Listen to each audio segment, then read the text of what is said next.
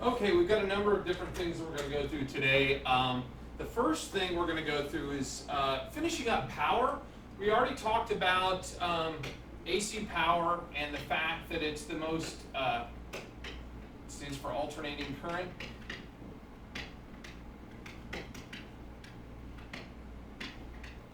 And we talked about how it is the most efficient way to transmit electricity. It's what comes from our outlets. It alternates back and forth in a sine wave. And that's what we plug into our power supply. And we've got some different power problems that we can get related to our PC and related to our house, really, and using our electronic equipment. Now, the one that we talked about already was static electricity, and in particular, we talked about ESD, or electrostatic discharge. We already went over that last. There we go. Pretend I'm spelling right. Electrostatic discharge. When we talked about that last class, and in particular, we talked about how much charge it took to feel, hear, and see an electrostatic discharge from our own body. And if you remember those numbers that we went over last time, and I made a big point that these numbers would definitely be on our test, that in order to feel a discharge, it has to be 3,000 volts. In order to hear it, it needs to be 6,000 volts. And in order to see it, it has to be 8,000 volts. Now, it doesn't mean it'll kill you, because I said in the last class also, if you remember, that it's not the volts that kill you, it's the amps, right? It's not the potential. Voltage, remember, is potential electricity. It's not the potential that kills you, it's the current, okay? It's the current running through your body that's going to kill you if you get 6,000 volts, okay? And remember, volts is the potential, and amp is the current, and volts times amps equals watts, which equals our total power. So, we've already gone over EMI, or electromagnetic interference. There's it spelled correctly for you from last class. But there's some other power problems and some things we need to protect ourselves against. And there, in fact, are 3 power problems that we need to be able to protect ourselves against. And there's different kinds of things that we can purchase to help do that. The first kind of power problem is one that we normally get during an electrical storm, okay? It's a spike. Okay, and a spike is a momentary increase in electricity. Okay, and everybody's been at their house at one time or another, I'm sure. When a lightning strike has been nearby, the lights have glowed a little bit, and we've lost our power. Okay, that's because we've had a spike. Okay, so a spike is a momentary increase in electricity, and it can ruin our stuff.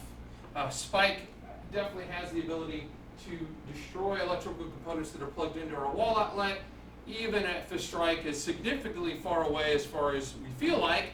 If it hits our electrical wires or hits a transformer nearby, it can take out things in our own house. So that's what a spike is. So a spike is one kind of electrical problem. It's a momentary increase in electricity. The next kind that we can have is called a brownout.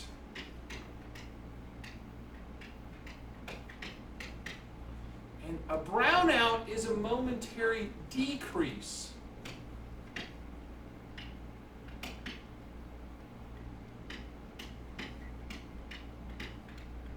in electricity or voltage. Okay? If we're at our house and all of a sudden the lights go a little bit dim for a little bit and they come back on, that's a brownout. Now, certain things require a certain amount of electricity to run. And if we don't have the specified voltage, those things turn off. So in a brownout, our TV may turn off completely because it may have to have a certain amount of voltage. Our computer has to have it's 110 volts in order to run. So if the voltage all of a sudden drops to 80, all of the lights in our house, particularly the incandescent lights, may just get a little bit dim, but continue to be on, whereas our PC is turned completely off. And that's because it was a brownout. We still had power, we just didn't have enough power.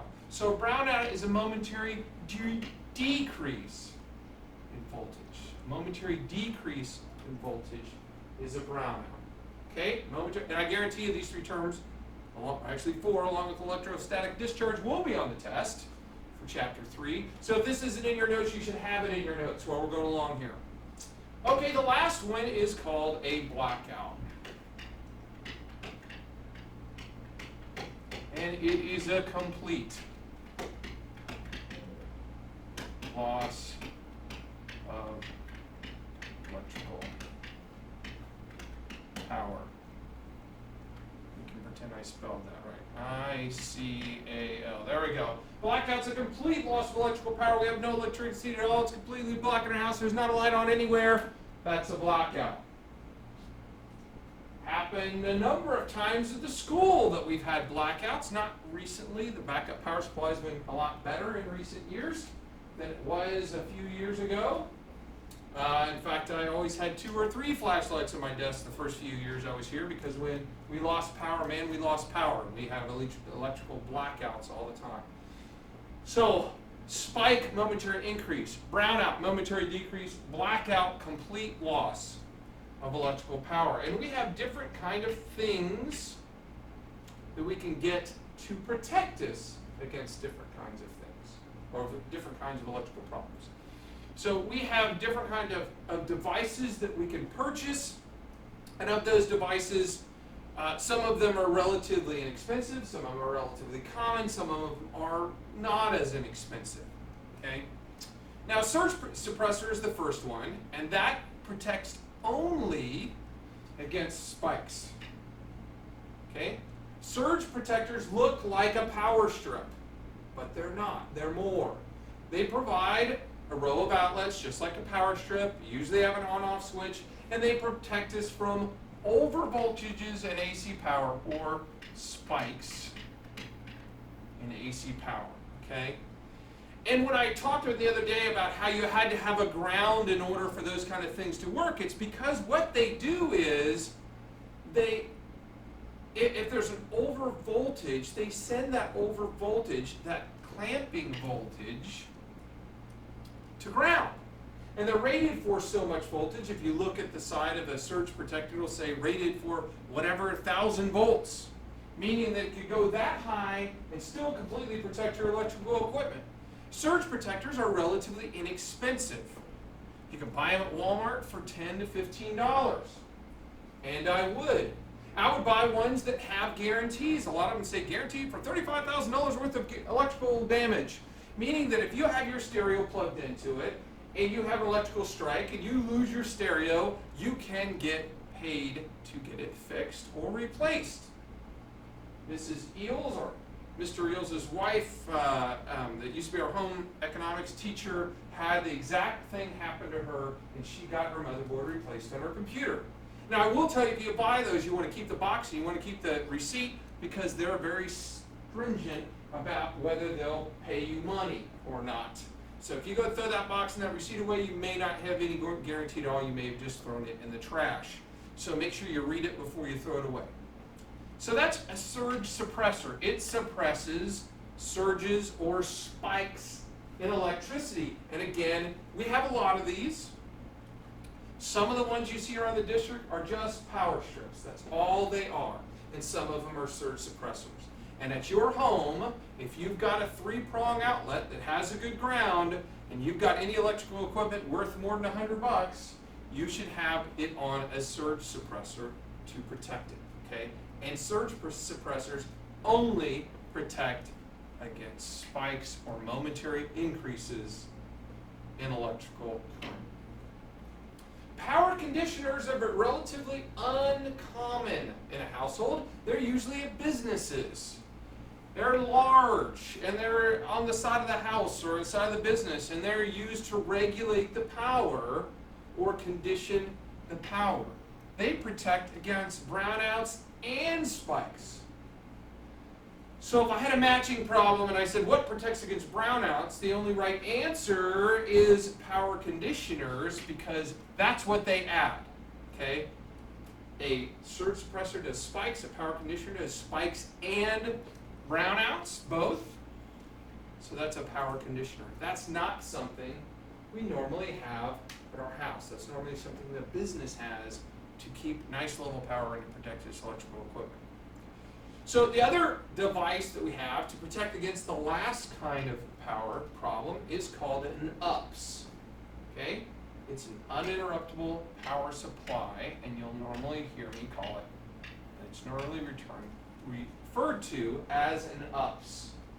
An UPS protects against spike outs. It protects against spikes and brownouts, but it does what those two can't do, and it protects also against a blackout. What an UPS has is an UPS has a battery in it that's continually charging, and when you lose power, your device goes to the backup battery. And UPSers are rated by how much battery power they hold and how long they can keep your equipment running. Most UPSs don't keep your computer running longer than 5 to 10 minutes at most. The idea is that they give you enough time to shut down your PC normally, and if you're smart, unplug it from the wall entirely during an electrical storm. And when we're away from school, all of our servers are on UPSs, so if there's an electrical storm while we're gone, they don't get any of the spikes because all the power goes through both the power conditioner and a surge suppressor and a battery to protect that equipment, okay? So it offers filtering, it protects against brownouts, it's for when completely failed or a blackout, okay? Protects against that blackout, and it protects against very high spikes. So an UPS does it all. It does spikes, surges, blackouts, brownouts, and UPS does everything for us. And the UPS is the most expensive one. It's also the biggest, the heaviest, and the one that lasts the least amount of time. If you're buying something for your electrical stereo, your electrical equipment at home, a surge suppressor will last far longer than an UPS does. The batteries go bad. They usually only last 2 to 3 years. Sometimes you get 4 or 5, but most likely they're only going to last about 30 seconds at that point. Okay? So an UPS, I've got one beside my PC or behind my PC that's black. It gives me about 2 to 5 minutes to shut down my PC when we have a total electrical power loss. Okay? But I've always got servers open and stuff, and all our servers are on it, so I have one on my PC here at school as well. Most UPSs today are smart. In other words, they connect up to our PC and actually tell our PC how much power they have. And that software automatically shuts down the computer. So there's software running on the PC, and the UPS is connected to it. When the UPS starts to run out of power, it tells the PC, hey, shut out now, because I'm about ready to go all the way up. It monitors that load, and it sends a shutdown alarm during a blackout to the PC, so that PC shuts all the way down. So that's the difference between the UPS and smart UPS, and honestly, I don't know if there are any non-smart UPSs anymore. I haven't run into any when I've gone to purchase UPSs anytime recently. So if you're going to go buy an UPS, I already said cost is a major factor, and then they're rated in volt, amp, or wattage. You'll see both those. That's a total amount of power. Volts times amps equals watts, so a volt amp rating or a wattage rating is the same thing, really. It tells us how much power they can put out, and how much protection they have, degree of conditioning, and the higher that volt amp rating or the higher that wattage rating, the longer they'll be able to keep our PC running after the power goes out. If you get a UPS with a really small rating, it may only really be able to run your phone. I have an UPS on my phone system at home because we got Time Warner, and if the internet or the power goes out, we lose our phone because it goes through the internet, but with an UPS, it'll keep it running long enough for us to have a home phone at the same time, okay? And the last thing is the guarantee or warranty that goes along with it. most people don't have UPSs at their house. Some do. I'm not saying you shouldn't, but they're more expensive than a surge protector. Surge suppressor is a must for anybody at their house. There's a whole bunch of different manufacturers of UPSs. I'm not going to tell you one is better than another. APC is the one that is kind of, I would say APC is the leader in UPSs, or at least it's the big name in UPSs. Is that a right word? UPSs in the uninterruptible power supply industry, and it's where a lot of the bigger ones come from. Okay, so first section today is on the power problems, okay? So power problems as opposed to writing problems. We've got ESD, or electrostatic discharge, that we cause ourselves. We talked about it yesterday or last class about the way that we get rid of ESD. We unplug the power, we unplug the monitor, we hold down the power button for 10 to 20 seconds. We touch the power supply, and every time we take a step away from a PC and back to it, we touch the power supply again to ground ourselves and avoid that ESD. Then we've got spikes or surges, which are momentary increases in electricity, and we get power suppressors for that. And then we've got brownouts, which are momentary decreases in electricity, and a power conditioner takes care of that for us. And the last kind of power problem is a total blackout or total loss of electricity. And if we have that, the only thing that can help us is called an UPS, or an uninterruptible power supply, which will maintain power through the backup battery for a limited amount of time for us to shut down our PC. And if we're having power just going out for a second and come back on, that used to happen here at school a lot. We'd lose power for 15 seconds, then all the power's back. And an UPS would do an excellent job for those momentary losses of electricity when it goes out, total blackout for a limited amount of time. But other than that, an UPS has a limited battery. We have one on our main servers that actually has 6 huge batteries in it, and that one still doesn't keep it going for more than about an hour of power loss for our main phone system and our main servers that we've got here. Those need to shut down as well in order to protect all the equipment there. So those are our main power problems and the main ways or devices that we have to protect those